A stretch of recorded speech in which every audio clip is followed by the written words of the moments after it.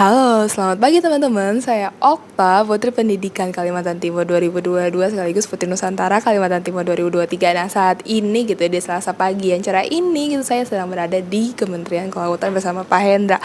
Mungkin boleh Pak Hendra mengenalkan diri terlebih dahulu? Baik, makasih Mbak Okta. Saya Hendra Wisransiri. Saya Kepala Pusat Riset Kelautan dan juga sebagai pelaksana tugas staf ahli bidang ekonomi, sosial, dan budaya.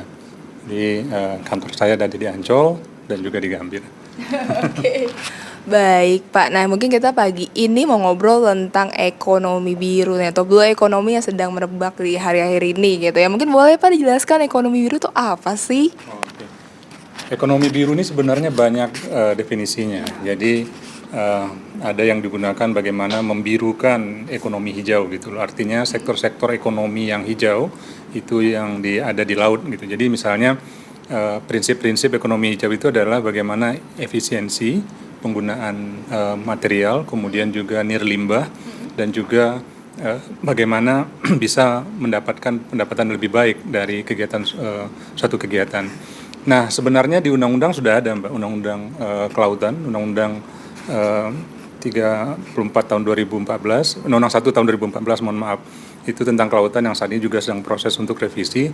Nah, itu disebutkan bahwasannya ekonomi biru ini adalah upaya untuk bagaimana menjaga konservasi dan juga bagaimana memanfaatkan sumber daya itu secara lebih baik dan tidak nirlimbah. Kemudian ada aspek dimensinya di sini adalah inklusi, jadi melibatkan masyarakat, kemudian juga nantinya itu ada multiplier efeknya atau ganda, sehingga ini yang definisi yang digunakan sebenarnya untuk ekonomi biru. Itu kira-kira gambar sederhananya. Jadi ada yang menyebutkannya, gampangnya itu adalah prinsip ekonomi hijau yang ada di ekosistem biru. Tapi sebenarnya undang-undang kita sudah memberikan penjelasan lebih rinci tentang itu. Oke, baik. Nah, mungkin aku juga sempat baca nih Pak di website KKP. Sebenarnya ada loh 5 kebijakan Kementerian Kelautan mengenai ekonomi biru. Nah, mungkin boleh nggak Pak dikasih tahu nih ke generasi muda tuh apa aja sih? Baik, memang ada 5 kegiatan. Pertama yaitu bagaimana memperluas kawasan konservasi menjadi 30% dari luas teritorial kita. Nah, ini kebijakan ini adalah diambil bagaimana biota laut ini sama dengan kita, Mbak. Perlu ruang juga untuk kita di mana dia bisa nyaman untuk berkembang biak dan juga melanjutkan proses keturunan lain sebagainya. Makanya kawasan konservasi ini sangat penting. Kita mendorong ini, kita sudah punya 28,9 juta hektar dan ini akan terus dicapai nanti 92,7 juta hektar. Kemudian yang kedua, itu adalah kebijakan bagaimana penangkapan ikan terukur berbasis kuota. Nah, ini adalah kebijakan yang merubah paradigma yang dulunya itu input control, sekarang menjadi output control. Jadi dulu hanya kapalnya yang dikontrol, sekarang tangkapannya dikontrol. Karena kita kalau hanya kapalnya saja nanti akan menangkap sebanyak-banyaknya, sehingga tidak menyisakan ruang untuk berkembang biaknya ikan tersebut. Terus yang ketiga yaitu bagaimana budidaya yang ada di darat, laut, dan juga di pedalaman itu berkelanjutan. Dan kita memiliki program modeling sebenarnya. Jadi di Kebumen yang di Jawa Tengah kita melakukan modeling tambak udang itu seluas 100 hektar dan dengan prinsip-prinsip yang berbasis lingkungan dan inklusivitas gitu. Jadi melibatkan masyarakat setempat di mana mereka juga bekerja dan menjadi bagian dari modeling tersebut, dan juga proses limbah dan lain sebagainya juga dikontrol dengan baik. Kemudian yang keempat yaitu bagaimana mengawasi dan juga mengelola pesisir dan pulau-pulau kecil. Nah, ini kita berbagai kegiatan yang kita lakukan untuk mungkin Mbak Okta lihat juga ya, bagaimana kita melakukan penyegelan hal-hal yang tidak sesuai dengan lingkungan. Kemudian yang kelima itu adalah pengurangan sampah plastik di laut melalui gerakan cinta laut. Gerakan bulan cinta laut atau BCL di sini. Itu mungkin, Mbak.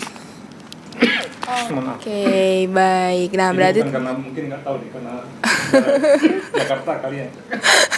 ya tuh baik teman-teman. Tadi Bapaknya sempat nyinggung nih tentang menjaga menyayangi biota laut gitu ya, dengan tidak membuang sampah gitu. Nah, bagus banget ya Pak programnya, benar-benar yang tadi juga kayak dikontrol nih, bukan hanya kapalnya tapi tangkapannya juga gitu, karena memang banyak banget gitu ya, yang saking banyaknya ikan ditangkapnya jadi habis ya Pak di laut gitu. Nah, makanya itu dijaga dari teman-teman. Nah, mungkin terakhir ya Pak, boleh nggak sih kirim pesan ke teman-teman generasi muda di luar sana gitu ya, untuk menyayangi lautnya dan jangan lupa untuk konsumsi ikan lebih banyak gitu Pak. Ya. Oke, laut laut ini adalah pengendali iklim juga. Laut ini adalah tempat, kalau ada satu pendidikan kita menggunakan omni of oceanus of vivum gitu loh. Jadi semuanya berasal dari laut gitu. Dan laut ini adalah jembatan untuk kita juga menyelami, dan kita adalah negara kepulauan terbesar dengan berciri khas kelautan gitu. Jadi memang harus sepantasnya menyayangi lautan ini, karena di Undang-Undang Dasar juga disebutkan kita adalah negara Indonesia yang berdasarkan bercirikan kepulauan. Jadi memang tidak boleh lepas kita mencintai laut ini. Kemudian ikan ini adalah salah satu sumber protein yang sangat baik gitu loh. Beberapa orang misalnya yang paling gampang aja deh, Bang Hotman Paris itu ya. Bang Hotman Paris itu dia karena pinter itu, katanya dia sama ibunya selalu dibawain ikan mujair setiap dulu waktu kecil gitu dulu. Jadi dan dia dipesankan makan ini supaya otaknya bertambah cerdas gitu loh. Banyak yang pinter-pinter itu karena makan ikan. Jadi jangan alergi makan ikan, karena ikan itu adalah sumber protein dengan omega 3 yang sangat baik juga.